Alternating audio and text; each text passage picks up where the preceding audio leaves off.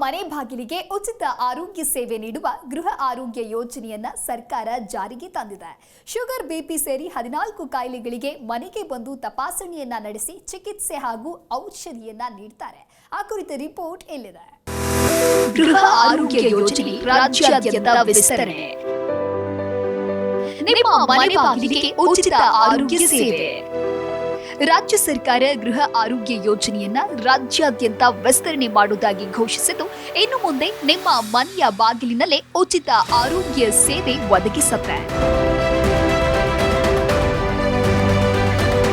ಗೃಹ ಆರೋಗ್ಯ ಯೋಜನೆಯ ಅಡಿಯಲ್ಲಿ ಗ್ರಾಮೀಣ ಪ್ರದೇಶಗಳಲ್ಲಿ 30 ವರ್ಷ ಮತ್ತು ಅದಕ್ಕಿಂತ ಹೆಚ್ಚಿನ ವಯಸ್ಸಿನವರಿಗೆ 14 ಸಾಂಕ್ರಾಮಿಕವಲ್ಲದ ಕಾಯಿಲೆ ಎನ್ಸಿಡಿಗಳಿಗೆ ತಪಾಸಣೆ ಮತ್ತು ನಿರ್ವಹಣೆ ಮಾಡುವ ಮೂಲಕ ತೊಡಕುಗಳು ಮತ್ತು ಅಕಾಲಿಕ ಮರಣಗಳನ್ನು ಕಡಿಮೆ ಮಾಡುವ ಗುರಿಯನ್ನ ಹೊಂದಲಾಗಿದೆ.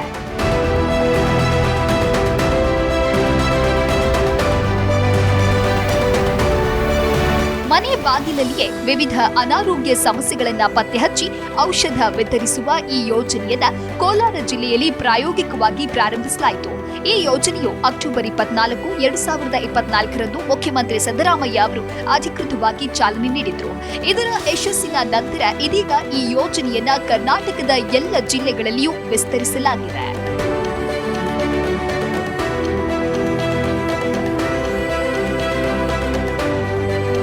ಆರಂಭದಲ್ಲಿ 30 ವರ್ಷ ಮತ್ತು ಅದಕ್ಕಿಂತ ಹೆಚ್ಚಿನ ವಯಸ್ಸಿನ ವ್ಯಕ್ತಿಗಳಲ್ಲಿ ಪ್ರಮುಖ ಎನ್ಸಿಟಿಗಳಿಗೆ ತಪಾಸಣೆ ನಡೆಸಲಾಯಿತು. ಅದರಲ್ಲಿ ಪ್ರಮುಖವಾಗಿ ಮಧುಮೇಹ, ಅಧಿಕ ರಕ್ತದೊತ್ತಡ, ಬಾಯಿ, ಸ್ತನ ಮತ್ತು ಗರ್ಭಕಂಠ ಕ್ಯಾನ್ಸರ್ ರೋಗಗಳ ತಪಾಸಣೆ ಮತ್ತು ನಿರ್ವಹಣೆಯನ್ನ ನಡೆಸಲಾಗುವುದು ಎಂದು ಆರೋಗ್ಯ ಮತ್ತು ಕುಟುಂಬ ಕಲ್ಯಾಣ ಇಲಾಖೆ ಪ್ರಕಟಣೆಯಲ್ಲಿ ತಿಳಿಸಿದೆ.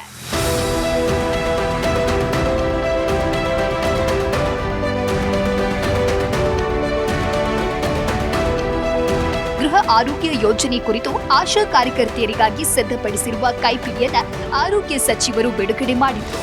ಮನೆ ಮನೆಗೆ ಹೋಗಿ ರಾಜ್ಯದ ಜನರ ಆರೋಗ್ಯ ತಪಾಸಣೆ ನಡೆಸುವ ಯೋಜನೆ ಇದಾಗಿದೆ.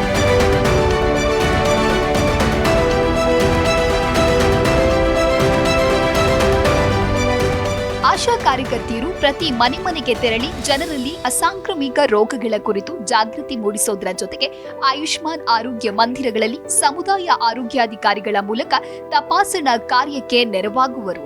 ಸಮುದಾಯ ಆರೋಗ್ಯ ಅಧಿಕಾರಿಗಳು ತಪಾಸಣೆಯನ್ನ ನಡೆಸಿ ಪೋರ್ಟಲ್ನಲ್ಲಿ ಡೇಟಾ ನಮೂದಿಸಲಿದ್ದು, ರಕ್ತದೊತ್ತಡ, ಡಯಾಬಿಟಿಸ್ ಹೊಂದಿದವರಿಗೆ ಸ್ಥಳದಲ್ಲಿ ಔಷಧಿಗಳನ್ನು ಉಚಿತವಾಗಿ ಒದಗಿಸುವ ವ್ಯವಸ್ಥೆಯನ್ನ ಗೃಹ ಆರೋಗ್ಯ ಯೋಜನೆಯಲ್ಲಿ ಕಲ್ಪಿಸಲಾಗಿದೆ.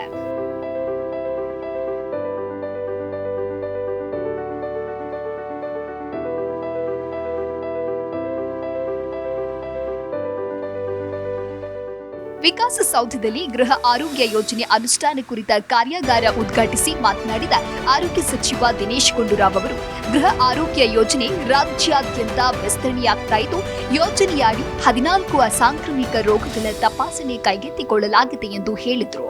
ಈ ರೋಗಗಳು ಜನರ ಜೀವಕ್ಕೆ ಅಪಾಯ ತಂದೊಡ್ಡಿವೆ. ಖಾಸಗಿ ಆರೋಗ್ಯ ವಲಯದಲ್ಲಿ ಚಿಕಿತ್ಸೆಗೆ ಹೆಚ್ಚಿನ ಆದ್ಯತೆ ನೀಡಲಾಗುತ್ತೆ. ಆದರೆ ರೋಗಗಳನ್ನ ಮುಂಚಿತವಾಗಿ ತಡೆಗಟ್ಟುವುದು ಮುಖ್ಯ. ಈ ಕಾರ್ಯವನ್ನ ಸರ್ಕಾರವೇ ಮಾಡಬೇಕು ಹೊರತಾಗಿ ಬೇರೆ ಯಾರೂ ಆಸಕ್ತಿ ತೋರುವುದಿಲ್ಲ.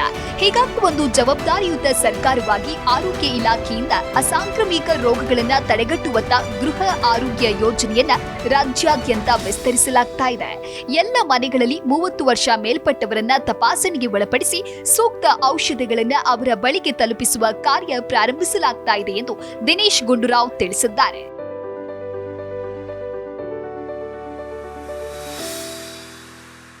ಗೃಹ ಆರೋಗ್ಯ ಯೋಜನೆಯನ್ನ ಮೊದಲು ಕೋಲಾರ ಜಿಲ್ಲೆಯಲ್ಲಿ ಮಾತ್ರ ಪ್ರಾರಂಭಿಸಿದಾಗ ಹಲವು ಸಂಗತಿಗಳು ಬೆಳಕಿಗೆ ಬಂದವು.